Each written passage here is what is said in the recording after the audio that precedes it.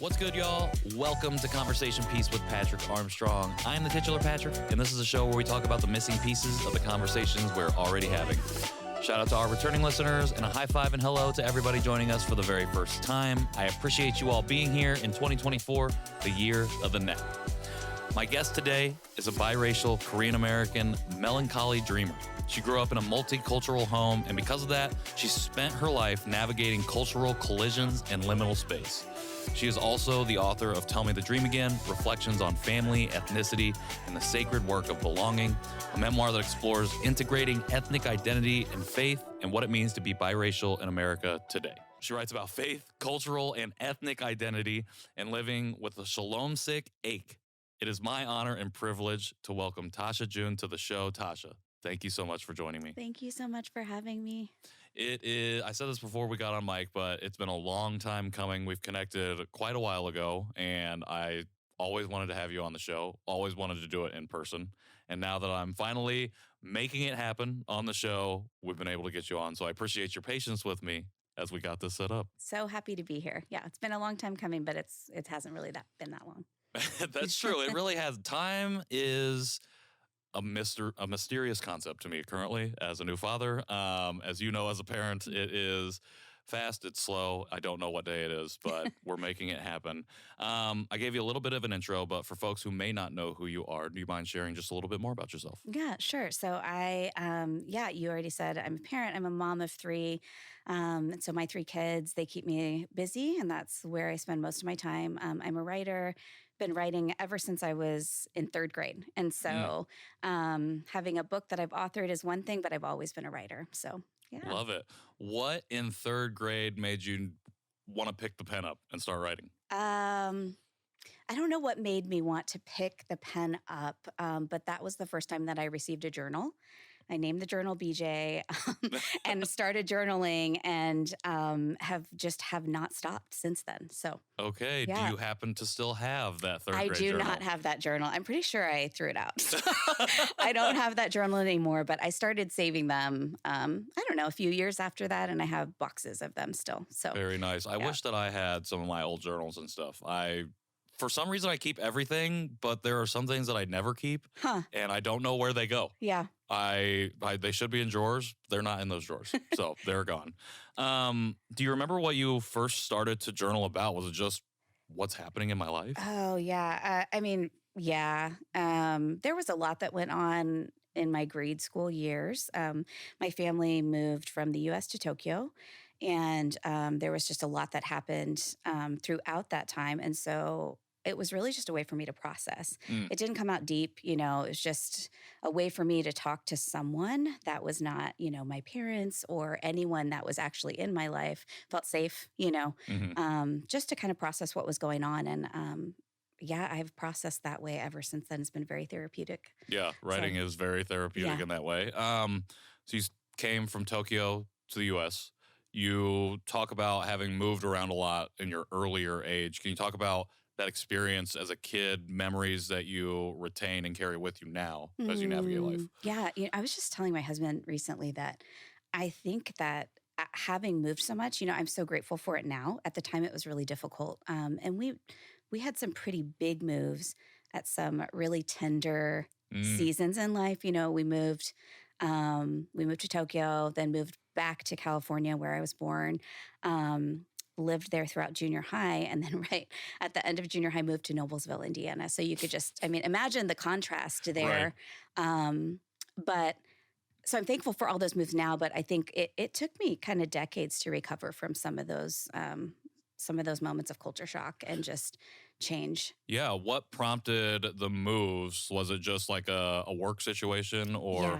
Always a work situation. We moved to Tokyo, actually. My mom is Korean. My dad is white. And there was an opportunity to move to Asia, and it was a little closer to Korea. Sure. Sounds simplistic, but that's why he took it. No one else wanted it at the time. And so he took the position, and that was what enabled us to travel to Korea as a kid, as a young family. But other than that, just work. So, yeah. Do you have memories from being able to travel to Korea at that time? I do, yeah.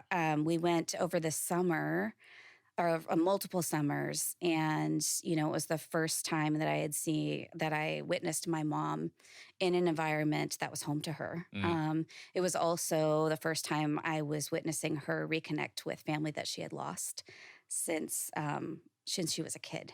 And so I definitely, those memories are really sharp for me. Yeah. Lots of emotion, lots of confusion too. Sure. But yeah, I treasure them, and they hold a lot of deep stuff. So, Yeah, definitely. yeah. Did you feel a sense of home when you were there, even though it wasn't necessarily home in the way it was for your mom? Right. So the first time we went, I remember as a kid being really excited and thinking, we're going to go to the place where all my favorite food comes from. Like, just as a kid thinking it's going to be everywhere.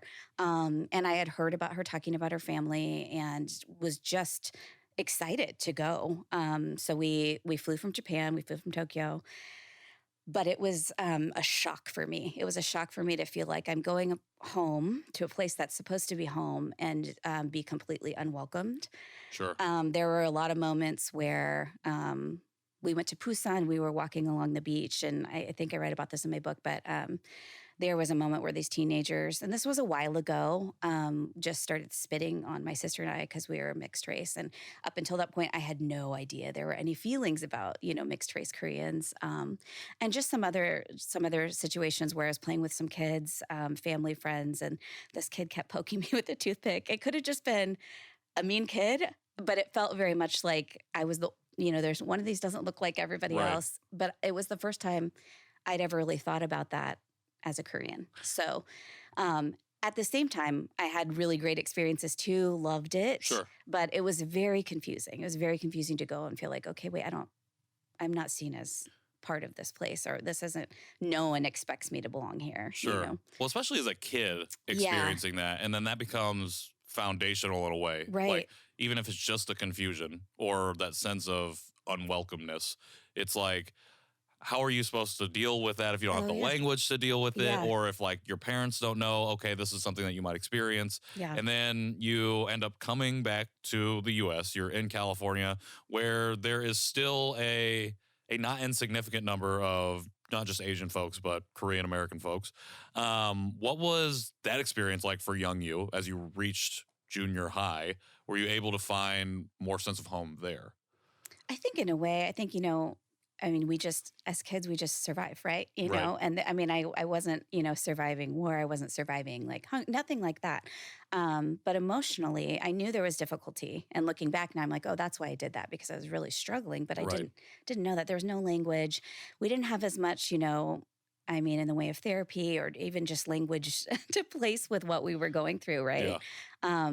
So I just was really resistant, kind of shut down, resistant to want to go to school, but it wore off. I made friends. And the place that we were in, it was pretty diverse. There were a lot of mixed race kids. There was a lot of all kinds of kids. And so I found other people who were similar to me. And it was also really normal to be with people that were different. Yeah. So, I would say I loved that, but I don't know if I did. I think it was easy to kind of build. Sure. And then we moved. And, that's what I was going to say. You build up to this comfortability. Like you build a safety net. Right. A sense of survival, which I want to touch on before we get to Noblesville, because I feel like I'm hearing this a lot, and I've heard this a lot over the last 3 years in the adoptee community, is that as kids, we had to learn how to survive. And I think that statement is really standing out to me now, because like when you hear Gen X or boomers talk about, oh, we want kids to be kids, it's like it runs up against this idea that, well, us who have grown up now, we're only ever trying to survive. Were we ever kids? Do you feel like you got a chance to be a kid when you reflect on that experience now? Yeah, so I do in moments. I feel like, there's such a tension there. There's so much nuance. I was such a wonder-filled kid when I had the chance to be that way, right? Sure. Always curious. And then when something would happen that would kind of throw me out of that, I don't know, just looking back, then it was more survival. Like, it kind of like knocks you off track, and then you're trying to figure out your way back to it. So I think there was both. I definitely there were a lot of hard things that I've processed since, but I also had a really great childhood at the same time. Sure. So it's confusing, but it also makes sense, 100%. Well, Yeah. it's like, I think the hard thing for a lot of us is understanding multiple truths, Yeah. the idea of multiplicity and the fact that all of these things can exist at the same time, Right. even if it's confusing and difficult. We can or maybe not reconcile, but we can understand it in the same breath as it, like, oh, I had a great childhood or whatever it might be, Yeah. a positive experience in whatever it is that I experienced at that time. So you build a sense of safety and community, and then you uproot yourself from California and you find yourself in Noblesville, Indiana. Yeah. Culture shock, you said, especially at a formative time of getting ready to go not only to middle school but high school. Right. What was that experience like for you? That was probably one of the most defining moments. I mean, it really, I mean, more culture shock than I experienced going, overseas, because I was a little older. And again, it's really tender time. And I didn't know anything about Indiana before coming. And so it just shocked me. Whereas moving to Tokyo, we talked about it a lot. It felt like this big deal. We had to talk about moving to another country. But it just shocked me.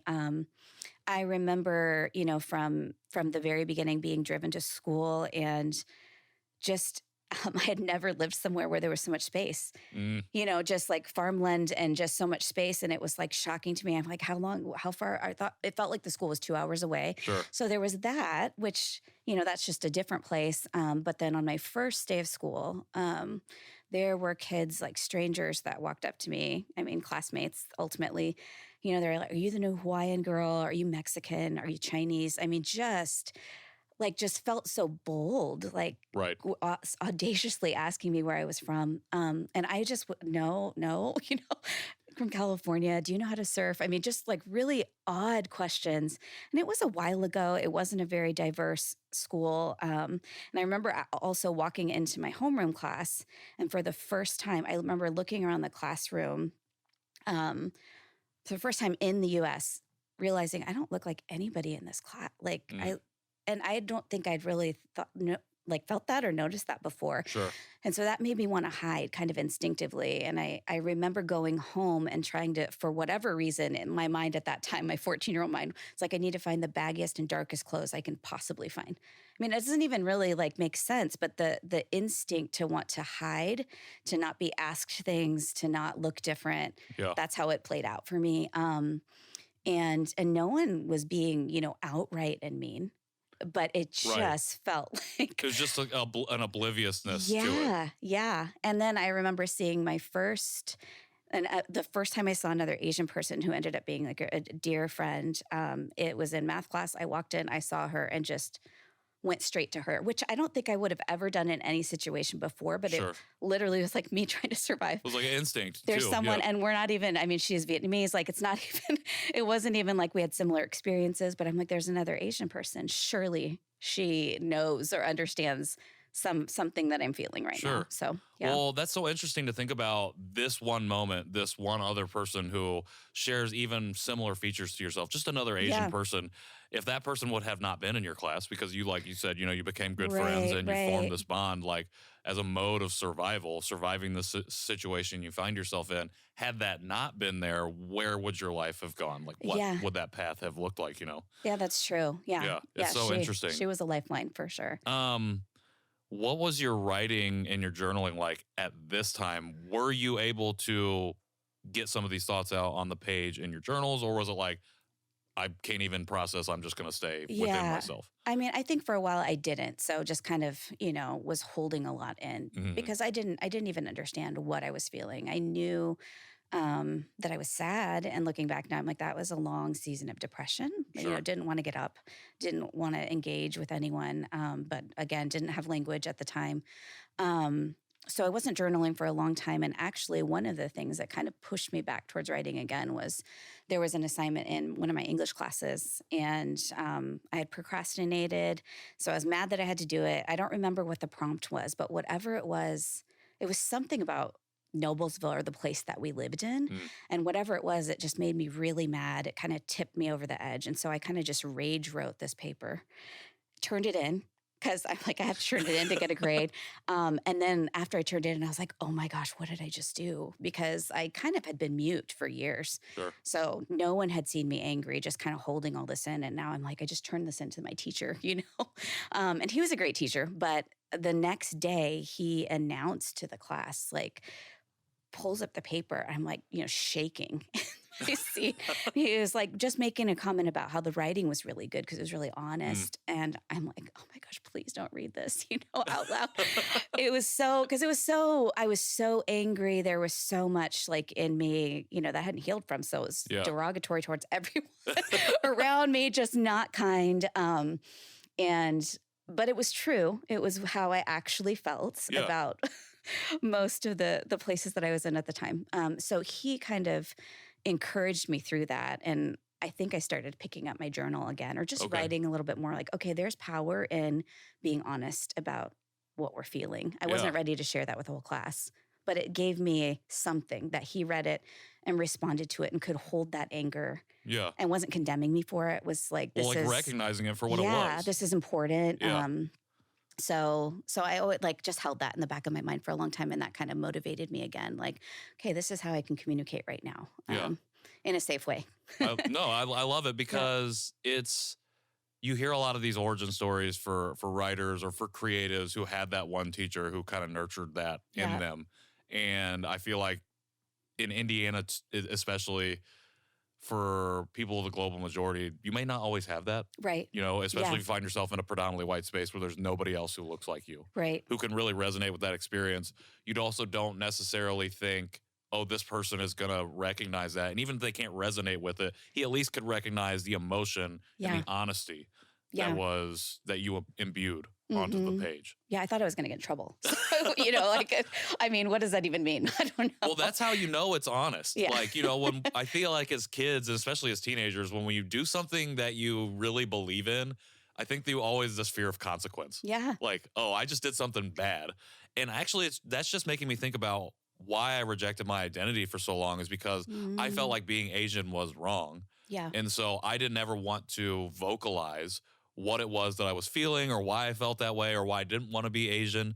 You know, I would just lean into the derogatory aspects of it because I felt like it was bad. And if I voiced that, then I was going to get in trouble for some reason.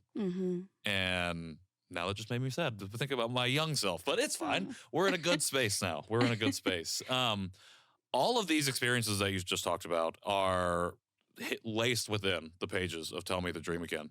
And so not to just skip from, oh, I was in high school and I was just finding my voice again, but to now where you're at. But can we talk a little bit about the book? Can you tell us, let's start here. What prompted you to know that this was the right time to put my experiences on the page and put this out? Yeah.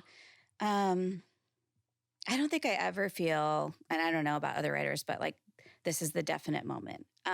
But I will say, so this book actually started in a college class, so decades ago. Okay. I took a memoir class and had some other, you know, writing teachers that were, again, very formative, but took a memoir class and had this experience with, you know, 12 other students where we read memoir together. This was the time when some people were even saying that memoir is not even a genre. It shouldn't be considered a genre. So it's kind of new. But we read these memoirs and I was just so moved by the impact that the memoirs had on us as a class.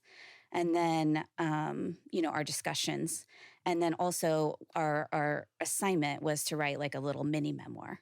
Okay. And so at that time, when I sat down to write, all that would come out, I mean, I'm like, I don't have anything to share, but all that would come out were like stories about my mom, and which seems so different than my upbringing, right? She grew up, you know, post Japanese colonial rule, post war. I mean, during the war for some of her childhood. So I did not grow up like that, but there were all these stories that she had told me, you know, interspersed throughout my childhood that would be popping back in my mind. And there was a connection I could see between those and some of the stuff that I was going through for the first time. So that's kind of what would come out. And so I started it, but it was just this tiny little, you know, mini memoir, and then shared it. We had to read it out loud with the class. And that experience just, I think hearing other people's their stories. Yeah. Watching them share really vulnerably. I had never been in a situation where people had shared some vulnerable stuff in that way with a group. But just watching like the class kind of turn tender towards each other, it's really transformative for me. But then I put that away because it was a great experience, but I just hadn't lived enough to finish it, Sure. So it sat in a box. I had this old picture of my mom on the cover, had like bound it, sat in a box for decades. And then, about 10 years ago, I started writing more publicly. I mean, still have been writing. And what started coming out in some of the articles or things that I would post online were these bits and pieces that connected to that initial story. And so after 10 years, it was kind of clear to me, there's a whole book here. Yeah. And I just feel ready to write it. Like I just felt like it's just something in me that just wants to come out. Yeah. So, and I hadn't felt that before. I mean, I'd felt aware of it in some kind of weird abstract way. Sure. But then it just felt like I just need to get it out. I need to, it needs to be released. So started writing some sample chapters and pitching it, and went through all the work of like trying to find an agent and getting like, the stuff fun that, book stuff. Well, but yeah, but it feels stuff. like so much work. Is this even worth it? Sure. But it felt like, okay, to honor this thing that feels like it needs to be released. This is the work that needs to be done. And now it's time. And so that was, what was that? Well, this signed the book deal in 2020. So yeah. And then usually, I think I've heard 2 years to release after signing a deal normally. Yeah. Did this come out in 21 or 22? It actually came out in 23. Oh, 23. So it was longer, Okay. but there was a huge delay. We had to actually push the release date back because of there were books like falling off of shipping containers. Oh, yeah. There was a lot going on with COVID. And so, it released later than we had initially planned, but it was a long time coming. I mean, it was done, a year or two before it released. So Yeah. Well, I appreciate you sharing that. I want to go back to when you first started to write this in college as a prompt. And I appreciate you sharing how hearing other people share vulnerably, like, brought you into the space of community and writing. Because I feel like I always, for a long time, thought about writing as a solitary, isolating act. And I majored in creative writing when I was in college, and I think one of the reasons that I dropped out was because I felt so isolated. Even when we were doing like workshops and stuff together, it just felt like this is my own thing, and I didn't feel like I could find that community. It seems like you found it in those classes. You said you called it transformative. Yeah. But that one class, that memoir class, was different than all the other creative writing classes that I was in. Memoir specifically. And it was just that class, the way that the teacher led that class. I mean, he was like a Mr. Rogers. He would come in with his thermos and drink his tea and just, I don't know, kind of let us lead. And we actually did lead, classes, but it was just a really beautiful experience. I wouldn't say that we walked away, tight-knit friends, but there was something beautiful in the creating together. Yeah. And I think a lot of it was the nature of writing memoir, digging into, these are real things, that we're talking about, and which, I don't know, given a different teacher and a different set of classmates, who knows? Right. What it would have been like, right? Well, I think it's so. And memoir is interesting because, like you said, a lot of times people were at that time pushing back against the idea of memoir because I guess it was probably all biography, autobiography, where people are writing about someone else. Is that how that before goes? that? Yeah. Where memoirs are very much a first person look into this is my life. Yeah. And at that time, I mean, the memoirs that we read in that class, they weren't like famous people. You have like the celebrity memoirs, totally different, different audience. But these were just other writers. They were talking about their lives. And it was, creative nonfiction. And, Interesting. And then some of those writers that we read, Mary Carr was one who I think is an incredible memoirist, but we read her first memoir and she's gone on. Now she teaches somewhere. And so, I mean, I think it's a legitimate genre, but she kind of made it. Yeah, for sure. Mary Carr, I was going to ask anyone in particular that stuck out to you, anyone else besides Mary that you were like, oh, this is what I want to do maybe in the future. Well, I didn't know that I would want to write memoir. I knew that I wanted to write. But I think originally I thought I would do fiction because it felt safer.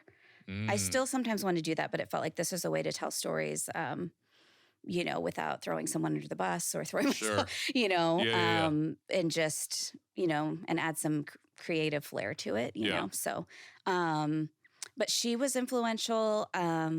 Other writers were just, I mean, other Asian American writers at that time, which weren't necessarily writing memoir, but just some of the first books that I read where I saw, oh my gosh, this is like kind of similar to my story. It makes sense, of representation, on the page, which I had not experienced ever up until that point. So, yeah. I love that. Okay, can you give us a little bit of a synopsis of the book? I feel like we talked about maybe the first third of it in the beginning of this interview. I talked about a lot of it. Yeah. But and I don't want to like spoil obviously all of it, but would love to hear just from you, like kind of what we can expect going in. Yeah. So it kind of starts with a dream that my mom had.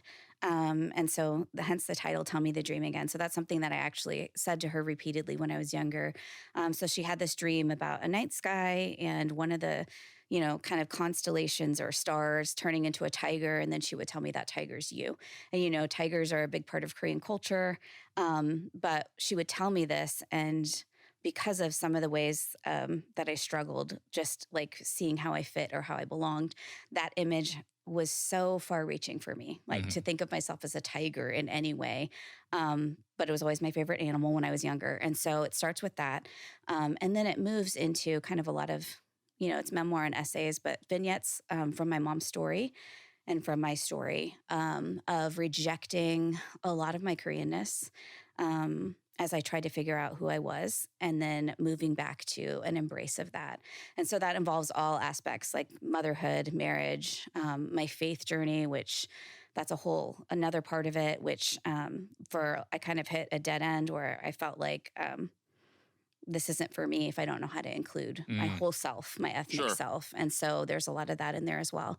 And then it's also kind of like a love note to my mom. Yeah, so. I love it. How did you find yourself during the process? You talk about hitting this dead end of not being able, or you want to make sure that you're including your whole self. How do you find the balance in the writing process of being able to pull those different parts of you into the book and then knowing, okay, I'm remove this barrier and I can move forward now? Yeah. I don't know that it was something that was very conscious to me as I was writing. I do know that while writing, there would be some times where I would hit a block. And I don't know if it's writer's block or whatever, but just feel like I couldn't keep going. Yeah. And it wasn't, that I was tired, or it was just like, it just felt like there was a barrier. And so in those times, I think sometimes there was something that I need to work through a little bit more. Most of the things in the book are things that I have talked about very openly for a while, have written about. They're not new. Sure. Very comfortable talking about the stories where even, someone might be reading them for the first time and be like, well, I didn't know that happened. But for me, I processed, through it.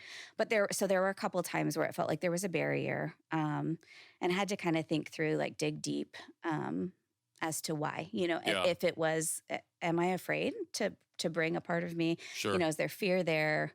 Am I worried about what someone's going to think, and what am I, kind of explore some of that. Before moving forward. So. That's like a part of your own healing process. Because it seems like, you're comfortable telling a lot of these stories. You've told them before. And it's like, okay, maybe I've healed to a certain point with those. But these barriers are, okay, what else can I heal? Right. Yeah. And what else do I need to say to add to what's already there? And am I ready to? Do I have permission to?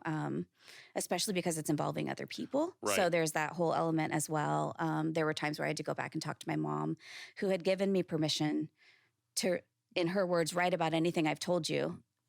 But then I would kind of go back with a specific story. What about this? And there were a lot of things I just sometimes would start writing about and thought, you know what, even though she gave me permission, I don't want to put this. Sure. Some of that's for you. Yeah. And it's like, it's maybe not too personal, but it's those intimate moments. Like, we don't have to give everything away. Right. Protective, of the other people in my life too. Well, I think that's what's hard about a memoir is to not only write for yourself and write your story, but knowing that these other people in your life are going to play significant parts, and being like, how much do I go and edit with them? Like, how much do I give them before? What was that process like for you? Like you said, you went and talked to your mom a little bit, but. Yeah, with her, it was different because we've talked about a lot of these stories a lot. And she's pretty open. Yeah. So that was a little bit different, but there were a couple things, I wrote about a time with a friend where we didn't see eye to eye, and I just wrote it because I think sometimes if I think too much about it, it's hard to get it on the page. Yeah. So just wrote it and then I just sent it to her. Like, tell me your honest thoughts. Like, are you okay if this is, published and out? And a lot of times it's something, I mean, in that instance in particular, we're close friends. We've talked that through. Yeah. It's not like it happened and we're not friends anymore and I'm writing about it. Though some writers feel completely comfortable Sure. doing that. And I think it's kind of personal preference, like what you want to live with in the aftermath. And, Yeah. How prepared are you for any Right. consequence that might come? Right. And some people are more secure in that and dealing with that than other people.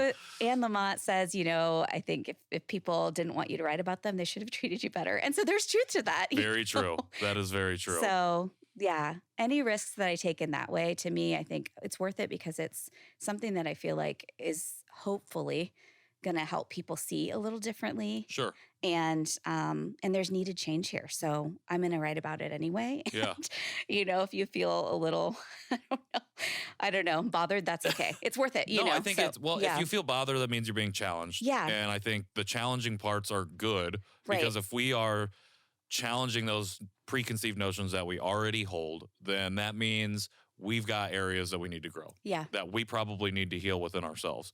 And I love the book because it's specifically talking about this biracial, multiracial, mixed race experience. What was it like to really dive into something that we just still don't see a lot of? I'm working with mixed Asian media on stuff to have more of these conversations, especially because I have a mixed race child now. Yeah. But what was it like as, from that first person perspective to be like, I'm going to talk about something very personal, very intimate that I know deeply within my soul, but that we don't talk about a lot, and that really challenges a lot of just general notions about what that means. Yeah. Well, I felt a little bit of an urgency, I think, after having kids too. So I've got mixed race kids too. Having kids, that changed things, but also just learning that, the mixed race population is the fastest growing demographic in the nation. It's not going away. And so the fact that we don't have much language for ourselves, Sure. I didn't have any, but the fact that this is a reality, it's going to be a reality wherever you go in our country. Like this is the group, that is going to be the majority here.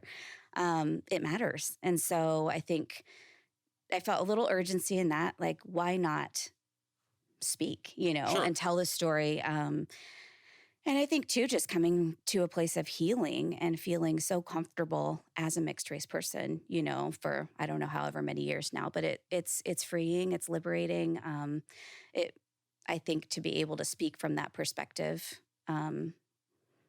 is a privilege, and so I don't want to shy away from that if I can, Yeah, or if absolutely. that's not right. You don't want to shy away from it if you don't have to shy away from it, maybe? Or just like I have for so long, Sure. there was so long that I didn't say anything because I felt like it didn't fit the narrative of, my mom's side or my dad's side. Right. And so there's nowhere. Well, yeah, and like to navigate both of these worlds is so difficult because you're not navigating your own. Yeah. Like you are being split down the seams, even though nobody may be directly saying you have to be this way or the other way. Like we want you to just be Tasha. Yeah. But for the person living that experience, it's like, well, I don't know how to move in here or that way. And you said it's been a few years or it's been a while now since you found that comfortability. Do you remember what it was like to find yourself not only accepting of this mixed race identity, but to like love and lean into what that means to walk the world that way? Yeah. And navigate that particular world? I think it's just freeing. I think realizing that my whole life has been a both and. Like that's something that people are saying more in language, but that's an embodied thing for me and for many others. And so it's freeing. It's freeing. I don't feel like I have to pretend like I know more than I do about Korean culture. I don't feel like, I don't know. There's just a lot of things that go along with that. And it's not perfect. There are days where I struggle, or something happens and I'm like, oh, That's, that's really hard. But mostly it just feels freeing to just show up as I am, to not know things, to ask questions, to like a lot of the things that we've been doing with our family is trying to embrace, some traditions that I didn't really grow up with. Sure. Though looking back, my mom did mention, but didn't give us a name for. She kind of just was letting it go. Yeah. So to kind of embrace those things again, but then also be honest with my kids, like, but I don't actually know how to do this. So we have to like keep looking it Sure. up, and like I don't have the language for it. I'm trying to learn it in the car, and they're hearing me mess it up and not sound right. But it's been freeing just to learn and to claim, yes, I am also part of the Korean American community. I'm not like those Korean Americans, but we're all part of the community, Right. and all of our voices matter. So to kind of, I guess, live that out with my family has been really freeing.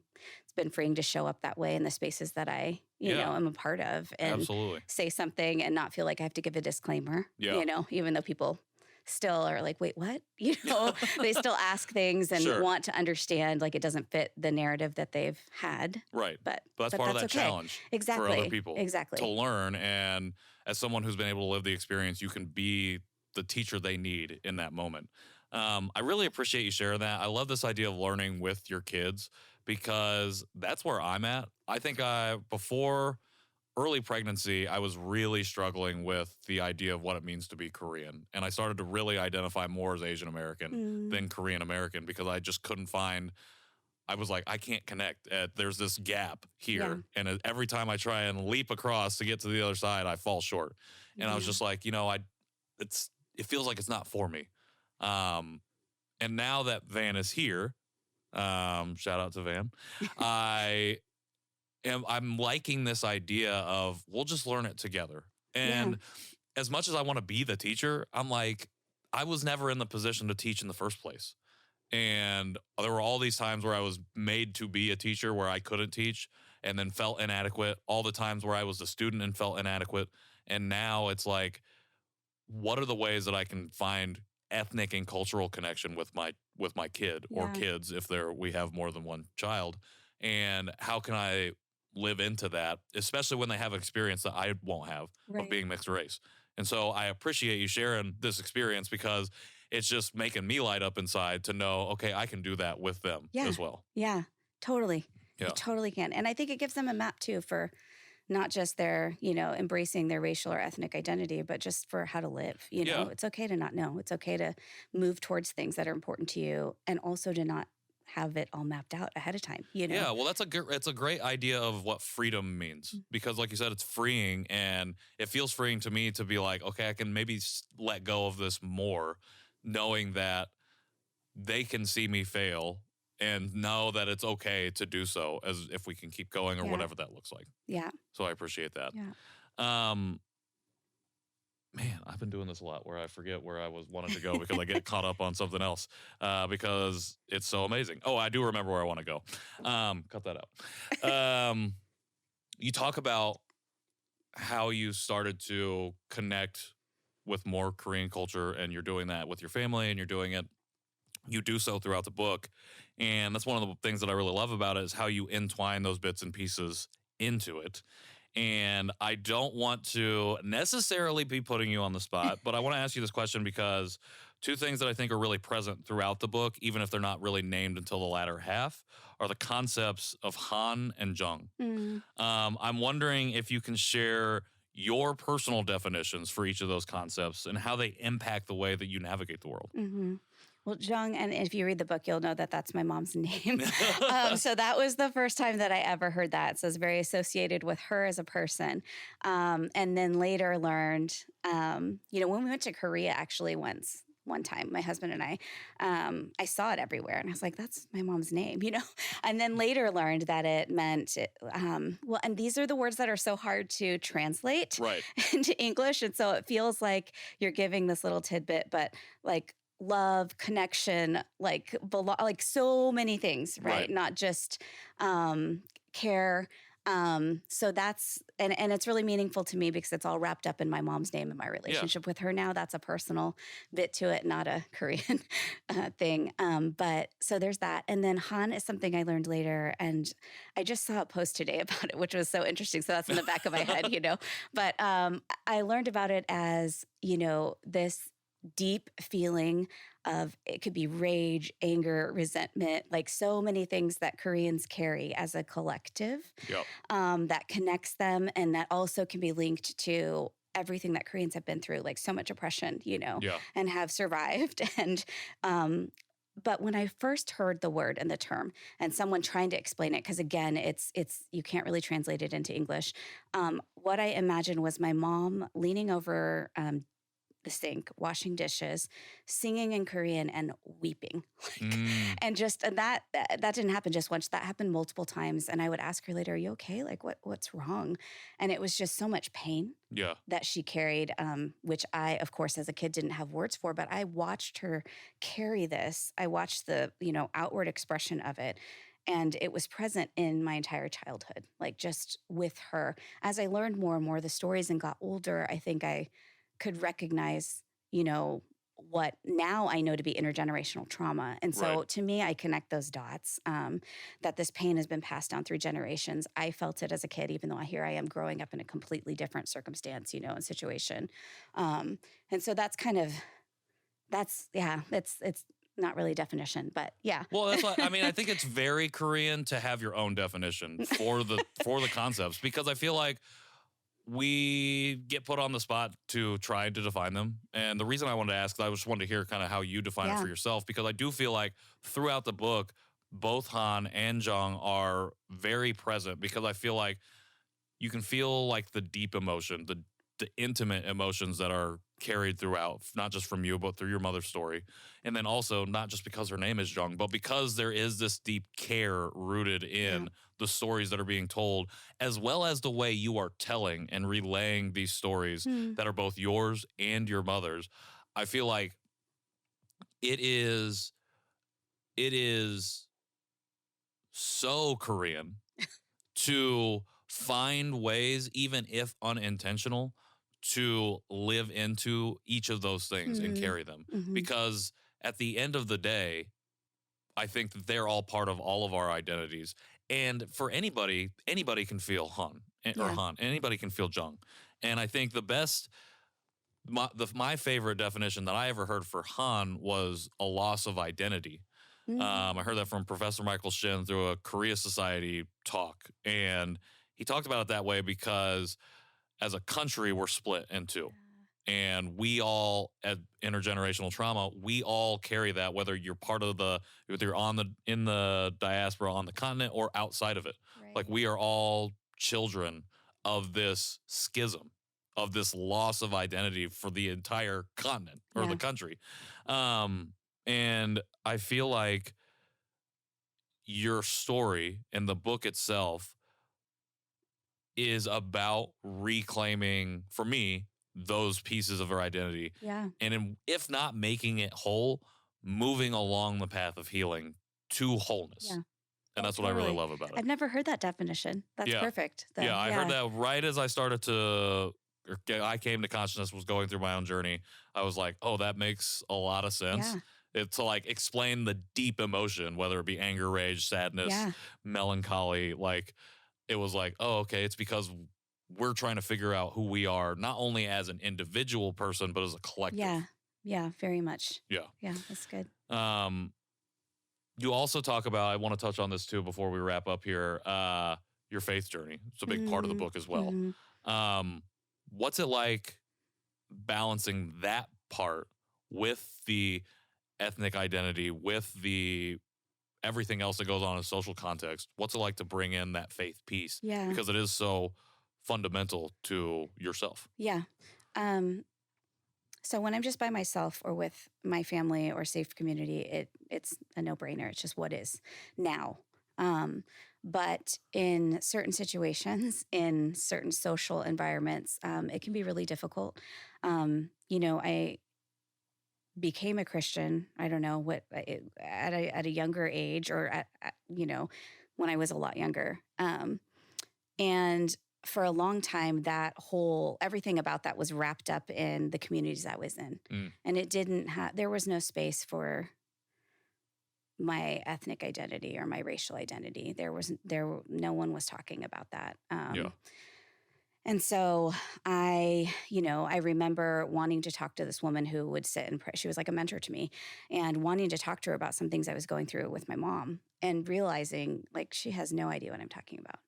Like just this, she can't, not that she can't help me, but like this part, there's no space for this here. Sure. And so anyway, as my faith journey goes on, there was a point where I thought, if there's not going to be room for this, if I can't work through what I actually believe, with my ethnicity, my racial experiences very much tied to it, then I don't want to be a part of it anymore. And so there was a long time of wrestling. And I think what I came back to too was a lot of my faith was kind of passed down, the core of it. So not just those years where I was just learning from, a church youth group or something. Sure. And I wouldn't say that those are bad. They're definitely formative, but they couldn't have held me for much longer than they did. So a lot of it was passed down from my parents. And it was a very different expression than what I learned in some church communities in the Midwest, if that, my mom was someone who would watch what I like to call Jesus movies, like really old ones. And she would weep on the floor. And, I remember as a kid being really impacted by her response, because she didn't respond that way to much else outside of like remembering some of her past.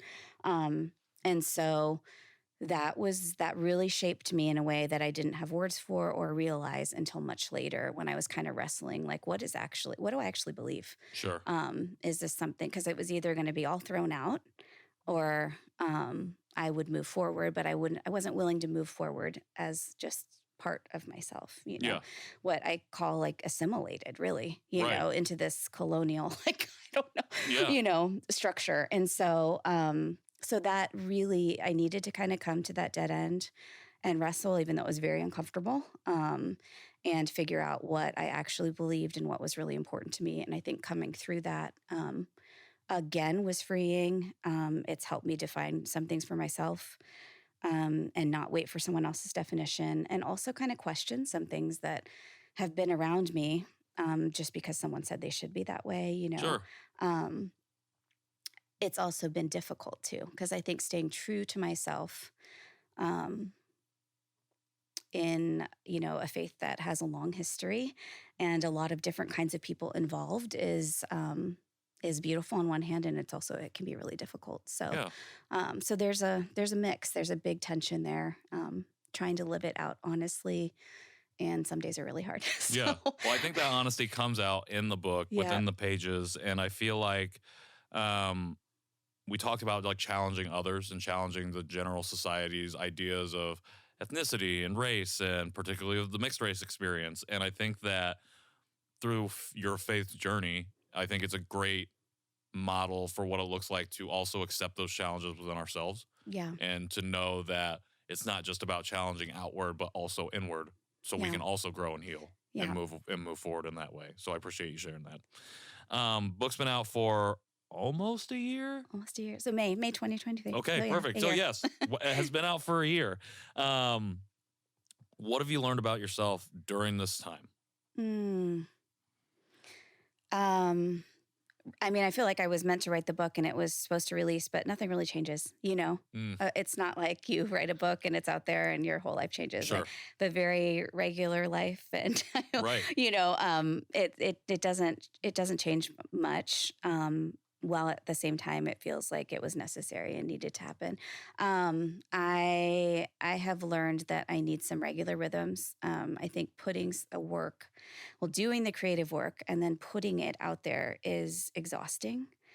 And it was very exhausting, I think, especially right after it released. It just required so much emotional work, not to mention time of just, trying to promote it. And And so I've really needed to pay attention to my capacity, my need to just not have anything book related and just be outside like digging in our, dirt, like just doing things to Right. care for the yard or go outside.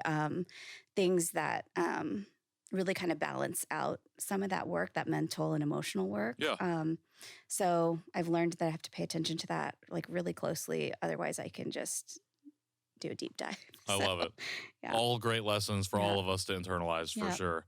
Well, I appreciate you being here with us. I appreciate you sharing so much of your story that is also in the book. Make sure you go and get the book. As we wrap up here, always got to end on this question. How do we best support you going forward? Where do we get Tell Me the Dream again? And where do we find you? Yeah. So it's sold wherever books are sold. So, online, lots of different places. So yeah, best support by the book is like the best thing. When we buy books like by certain authors in a certain demographic, it tells people that those books are important, those stories are important. So as far as online, I'm on Instagram probably the most, Tasha Jun B. And then I have a newsletter, but it can all be found through Instagram. So yeah. Perfect. Well, you can find all of those things in the show notes as well as where you can buy the book. And make sure you go out and buy the book and leave a review after you read it. I'm bad about leaving reviews until I get the emails reminding me to leave reviews. So make sure that you do that because it also really helps out authors and helps visibility and lets them know that you enjoyed the book and what you enjoyed about it. So, Tasha, thank you so much for sharing your story and for being here. It's been a big privilege and honor. Yeah, thank you so much for having me. Absolutely. Everybody else, episodes every Tuesday at Conversation Pod Piece on Instagram. If you want to follow us, conversationpiecePod.com for your archives and everything else. We got cool stuff coming up here in the month of May, Asian Heritage Month. Ran out of time to talk to you about that, but we'll bring you back to talk about it again at another time. Other than that, we got a lot of really cool stuff coming up, a lot of really great conversations. Until next time, and until then, I've been the titular Patrick. This has been Conversation Piece, and we'll see y'all soon.